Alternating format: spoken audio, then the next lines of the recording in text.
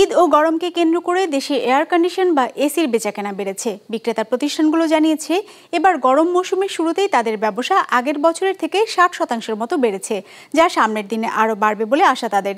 তবে কারখানা পর্যায়ে বিদ্যুতের সরবরাহ ঘাটতির কারণে কাঙ্ক্ষিত উৎপাদন নিয়েও শঙ্কা আছে প্রস্তুতকারক প্রতিষ্ঠানগুলোর মধ্যে।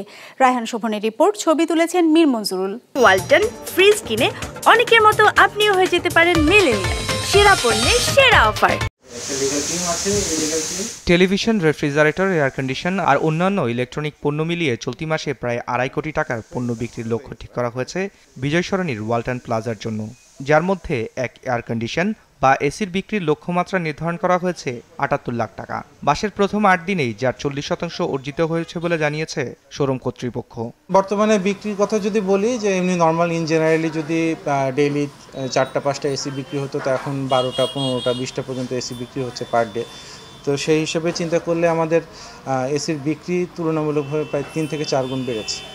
শুধু বিজয় সরণির এই দোকানই নয়, ছোট বড় মিলিয়ে সারা দেশে ওয়ালটনের 725টি শোরুমেই এসির বিক্রি বেড়েছে সমানতালে, যার উপর ভিত্তি করে প্রতিষ্ঠানটি এবছর 2 লাখ ইউনিট এসি বিক্রির লক্ষ্য নির্ধারণ করেছে। বছরের প্রথম 3 মাসে যার থেকে প্রায় 40% অর্জন করে ফেলেছে প্রতিষ্ঠানটি।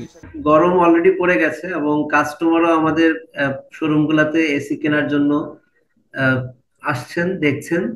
সো অলরেডি আমাদের পিক সিজন বলা যায় যে ভালোভাবে শুরু হয়ে গেছে এবং এপ্রিলের প্রথম কয়েক দিনে আমাদের বেশ ভালো বিক্রির প্রোগ্রেস পাওয়া গেছে। এবং যদি বলি আমাদের ওভারঅল ইয়ারের যদি বলি টার্গেট, সেক্ষেত্রে আমরা অলরেডি 30-40% টার্গেট আমাদের ফিল আপ হয়ে গেছে। সো বাকিটা আমাদের নেক্সট যে 3-4 মাস সময় আছে, এর মধ্যে আমরা ম্যাক্সিমামটাই আমরা 60-70% এই সময়ের মধ্যে আমাদের বিক্রি হয়ে যাবে আশা করি, এবং বাকিটা সারা বছর জুড়ে বাকি সময়টার মধ্যে হবে। এয়ার কন্ডিশনের স্থানীয় প্রস্তুতকারক ও আমদানিকারকদের হিসেবে চলতি বছর গ্রীষ্ম মৌসুমকে কেন্দ্র করে প্রায় 7 লাখ এসি বেচাকেনা হবে সারা দেশে। এর মধ্যে দেশীয় প্রতিষ্ঠানগুলো যোগান দেবে 4 লাখ ইউনিট, আর বাকিটা আসবে আমদানির মাধ্যমে। তবে চলমান লোডশেডিং এর কারণে লক্ষ্য অনুযায়ী উৎপাদন নিয়ে শঙ্কিত স্থানীয় প্রস্তুতকারকরা। যদি আমাদের এই সমস্যাটা এবারও ঘটে গতবারের মতো বা কিংবা গতবারের তুলনায় আরো বেশি, সেক্ষেত্রে লক্ষ্যমাত্রা অতিক্রম করা সম্ভব হবেই না।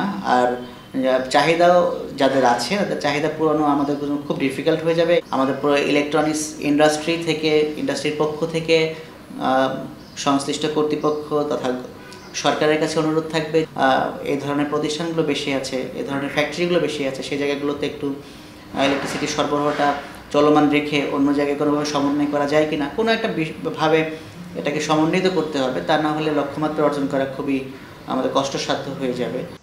তথ্য বলছে, দেশে যত এয়ার কন্ডিশন বিক্রি হচ্ছে তার 35%ই করে ওয়ালটন। বাজারের 30% দখলে আছে বিদেশি প্রতিষ্ঠান গ্রির, হায়ারের 17%, শার্পের দখলে 3, এলজির 3, আর বাকি 12% আছে মিনিস্টার সহ অন্যান্য দেশি বিদেশি প্রতিষ্ঠানের দখলে। রায়হান শোভন, বিজনেস রিপোর্ট, মাছরাঙা টেলিভিশন।